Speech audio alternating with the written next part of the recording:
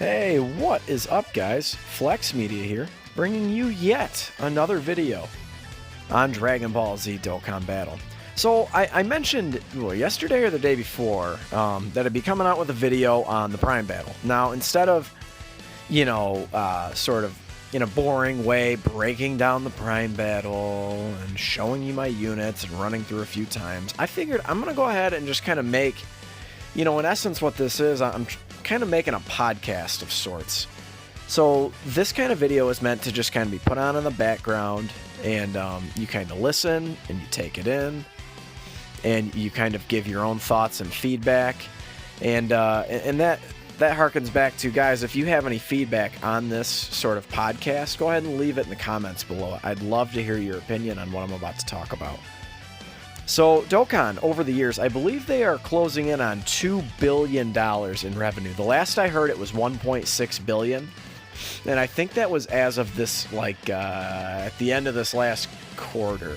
I believe so. I think fiscal years usually start in October. So, anyway, obviously, they have to be doing some things right. Now, they're not doing everything right, but this is a part 1 of 2 video. So, this part 1 video is the top 10 things Dokkan is getting right. And I do have this in a 10 through 1 type order.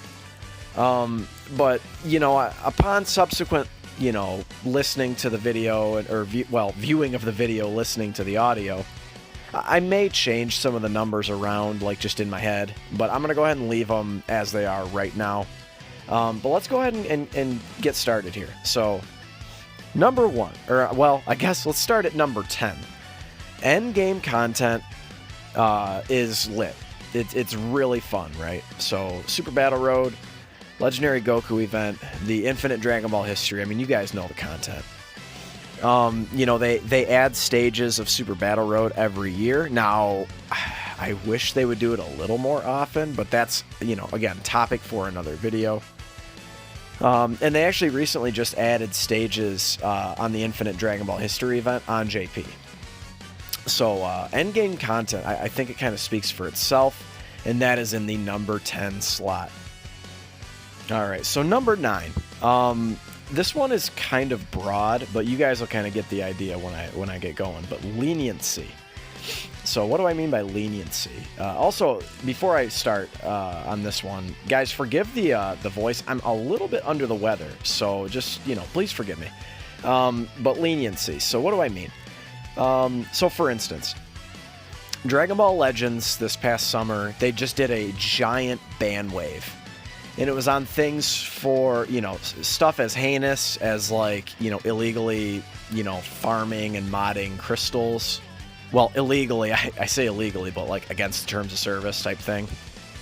And also just for simply, transferring devices more often. There was a certain mod you could use to transfer devices more often than what was allowed by the terms of service. And straight up, even some of the biggest whales in the game got banned from Dragon Ball Legends. No questions asked, basically no... Yeah, I mean, just no warning, no nothing.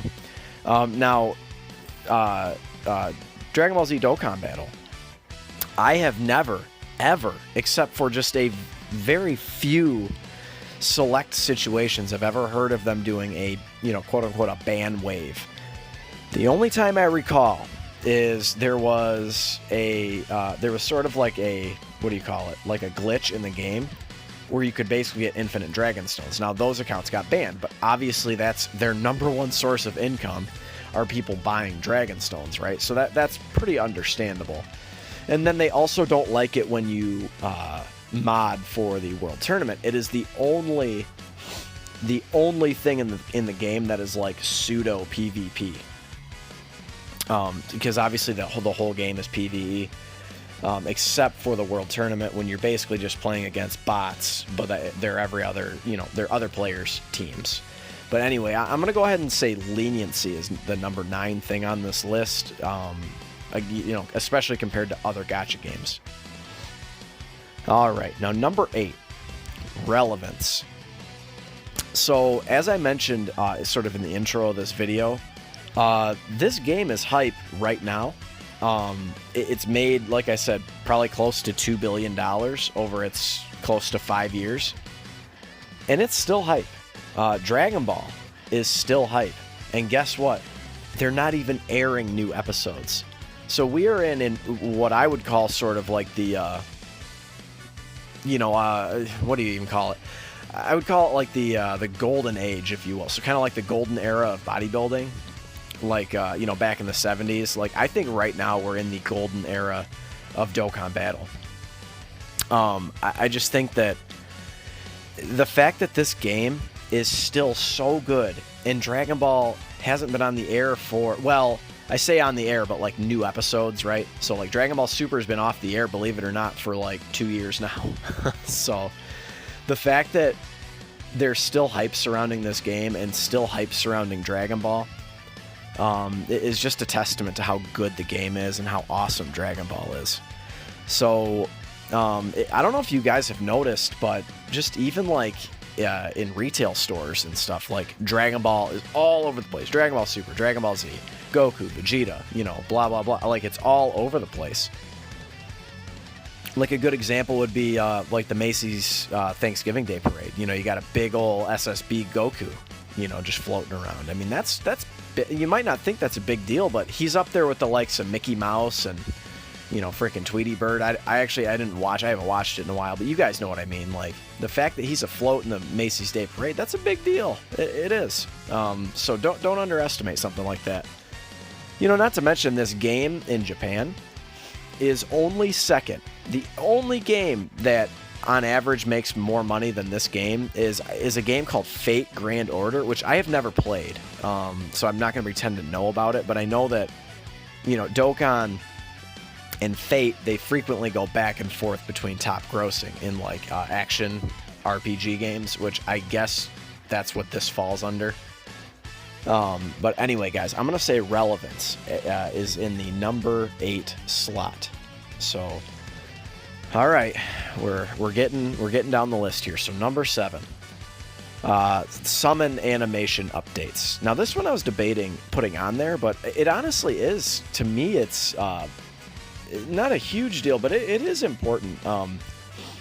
I think what they should do is they should just keep updating. Maybe not do complete overhauls on the summon animations, because I do like the way it is. But just add things every now and then. You know what I mean? So like, instead of, well, you keep Zeno, you keep the Goku Black Dimension, but maybe you add, just for instance, you have all the animations now with a lot of the characters. Go ahead and add a fly-in, like a different combo. So like if you get a Goku flying in and a Gohan and Goten, fly in with him, maybe you get the family Kamehameha. I know that's like the typical like example that people give. Or like Beerus flies in and he does a Hakai or something like that. Like he Hakai's your summon, kind of like a Whis rewind or something. You know what I mean? Like they could do some cool shit, And I think they should, and I think they will. It just straight up, it keeps things interesting. And that's why it's in the number 7 slot. So, number 6. Anniversaries are very, very hype. They are obviously the hypest time in the entire game. Even right now on JP, it's like pre-anniversary time. The anniversary is technically on January 29th. This will be the 5-year anniversary, which, Japan loves, the Japanese, they love the number 7. They've made that pretty clear in this game. But 5 is a nice round number. Well, not an even number. You guys know what I mean, though, like 5s and 0s type of thing. So 5-year, this is going to be no doubt, unquestioned, the best anniversary to date. And I would take that shit to the bank. I think that they're the hypest time in the game all year. They give out tons of story events, multiple EZAs, just tons and tons of even just like login bonus free stones, let alone for the events, for the EZAs, tons of stones. I believe the stone count for the 4-year anniversary was somewhere between 800 and 1,000. You know, now that depended, like, basically if you could complete the punching bag event, that type of thing. So, you know, you guys remember, I mean, you guys remember the Omega Shenron Easy A, you know, the LRB Pan thing. I mean, it keeps you engaged for the whole entire duration of the anniversary. So they're doing a good job. I really think they're doing the anniversaries justice. They're doing it right, and that's why it's number 6 on this list. So we're getting into it, guys. Now we are in the top 5. Now, numbers 4, 5, and 6, they're somewhat related. So number 5 is I just kind of hit on it a little bit. Lots and lots of free dragon stones. Lots of them. As much as you guys maybe don't believe it, it seems like sometimes they can be a little bit stingy with the stones, you know, offering only one a day for a login bonus. You know, I get that. There are times where they give out, you know, fewer stones than others. However, it is way better than it used to be.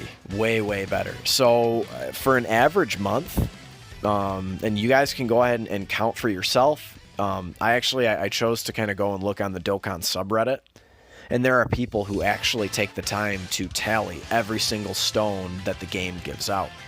And it's roughly, now it's going to be different sort of for every player depending on if you're logging in every single day, etc., etc. But it's about 250 on off months every month. And then for like really big celebrations, so for instance, the anniversary, the download celebrations, you're getting between 800 and 1,000 stones a month, in 1 month. I mean, that's a lot. So that equates out to, you know, plus or minus 3,500 to 4,000 stones a year, which is a ton, guys. That is a lot of free-to-play currency. I mean, you guys know, like, if you've ever watched a Truth stream, I mean, you guys know how much money he spends on stones for every stream. So they're giving out basically free money every single month, every single year. And yes, it's to keep us playing the game. I mean, of course. I mean, there's a rhyme and a reason to it. I mean, I realize that. But that kind of leads in to number 4 on the list. So lots and lots of stones. This game is extremely, in my opinion, extremely free-to-play friendly. With a lot of strong free-to-play units. So believe it or not, this game is free-to-play friendly. You can take down any event in the entire game, except for maybe a few Super Battle Roads, with free-to-play units.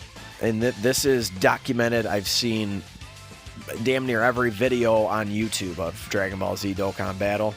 And I've seen all of these Super Battle Roads and Legendary Goku, Infinite Dragon Ball, you name it, has been taken down by free-to-play teams. So, just to name a few, just recently, well, I guess these aren't recent, but the Goku and Vegeta that came with the Broly story event, they're really, really good, and they obviously got that instant Easy A, which was really nice. Right now on JP, you have that Spopovich and Yamu, the Extreme AGL card. Their passive is insane. Now, they're a little limited by their stats, but hey, it's a free-to-play unit, right? But they're insane. They can get really high defensive and offensive numbers. And not to mention the Int Gohan that just came out on JP. You got the free-to-play Strength Cumber. The Goku and Vegeta exchange units. How could I forget those? From the 300 million... But anyway, guys, that's why it comes in at number 4 on the list. You know, making the game free-to-play friendly, I think, is an important part of any gacha game. So let's kind of move into the top 3 here. All right, so here we go, boys. The top 3 of the things that Dokkan is getting right. I'm going to say the number 3 slot is the pace of power in units, / what we're all calling kind of the power creep. So there have been a few units that are sort of breaking the mold, and the first one was the Int Future Gohan on the JP. That it's only on the he is only on the JP side of the game right now, but he is a wicked good support unit. And when he transforms into Super Saiyan, he becomes just an offensive and defensive powerhouse, dude. He gets damage reduction. He infinitely stacks attack. He's just so damn good. He's pretty busted. You know, and then, you know, I've talked about STR Cooler in, I mean, goddamn near every video I've ever done. So he's really good. Now, that being said, though, it has been gradual. Now, they had to start somewhere when they were, you know, sort of changing the meta, if you will. But it has been pretty gradual.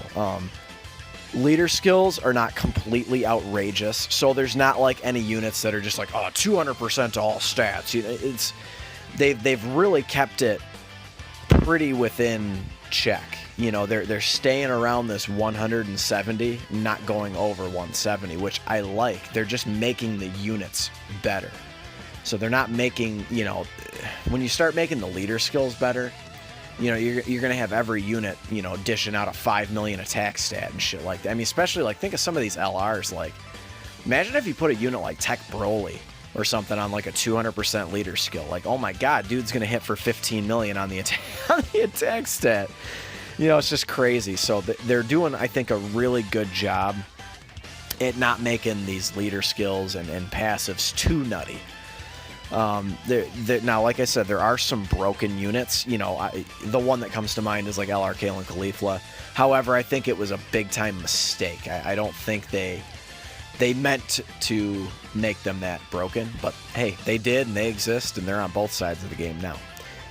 But ultimately, I would say the units are pretty balanced, minus maybe just a very few. You know, maybe let's just say 5% of the game or so. I'd have to go back and double check that. I'm kind of just shooting from the hip here. But so the pace of power and the power creep comes in at number 3. So number 2. This is a very important one to a lot of players, including myself. But you have very, very hype units, and their animations are even better than the anime. So, like, you know, just to kind of name a few. You guys, if for whatever reason, if you're just kind of like a casual Dokkan player and you're not really familiar, like the STR Cooler I always talk about, Future Gohan, those two are only on JP, the Piccolo that is about to come to Global, the Majin Vegeta, SS3 Goku that are on JP, LR Gohan and Cell, Gogeta and Broly, even like free-to-play units and even some banner units have good animations. They're not just all, you know, every unit back in 2017 and 2016 just like did the Kamehameha, and that was it. That was their super attack. And now they're taking these units and taking shit literally right from the anime and making it better and putting it in the game. I mean, it's just a great thing they've done. I love it's making people really open their hearts and wallets to this game. I will just say that. So anyway, guys, that's why it comes in at number 2, because it's so very important. And so the number 1 thing that Dokkan has ever done, and what makes this, it's my favorite thing, and the best thing they've ever done. EZAs. You take these units that are either just, quite frankly, you know, shit, you know, complete trash, or they're they're really lacking, and you make them relevant again. And this is pertinent to free-to-play and pay-to-play players alike. Again, you're taking these units that are complete trash and they become godly. I mean, just, again, to name a few units, you've got STR Gogeta, Int Janemba, the 7-unit EZA, you know, Tech Beerus, the Gotenks units on the JP side of the game, you know, and the list goes on and on and on and on of these units that they just make really good. You know, and there are so many SSRs in the game now. I think that this is really going to help, again, kind of control the speed at which the game advances by making all of these other units better and current with the meta, while making new units that are extremely hype. And it's just a really, really important thing that I think they've done here. And that's why it's in the number 1 slot. I can't stress enough how important EZAs are. I mean, truly, on every single team I run in this game, there's generally at least one EZA unit on it, or like a newly Dokkan Awakened unit or something, you know what I mean, along with usually the bright shiny new unit. But you know, the EZA units, they're just staples on any team you run them on. Most of them are really, really good. There are a select few, like AGL Kid Buu, or like a couple of the Ultimate Gohans aren't that hot either, but most of them are absolutely just, you know, insanely good. And Bandai and Akatsuki need to be recognized for the EZA. I think it is by far, honestly, far and away, the best thing that Dokkan has ever done. And we all really appreciate it. But anyway, guys, so that is the top 10 list that I came up with. If you guys have any comments, any disagreements, anything you would add or take away from the list, go ahead and leave them in the comments below, guys. I'd love to hear your opinions. You know, I'm coming out with content every single day for you guys. So if you're new and you're listening, go ahead and subscribe. I got a lot more coming. And I will catch you guys in the next one. Later.